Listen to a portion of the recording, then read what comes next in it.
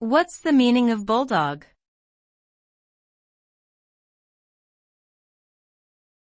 Bulldog.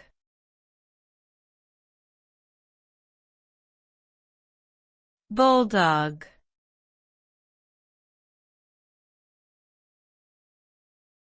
Bulldog.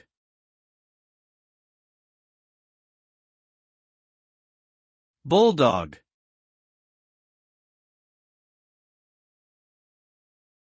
Bulldog can have a few different meanings depending on the context.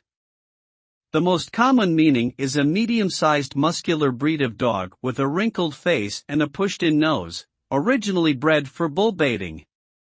It can also refer to a person who is stubborn or tenacious, or a type of heavy-duty construction equipment designed for excavation tasks.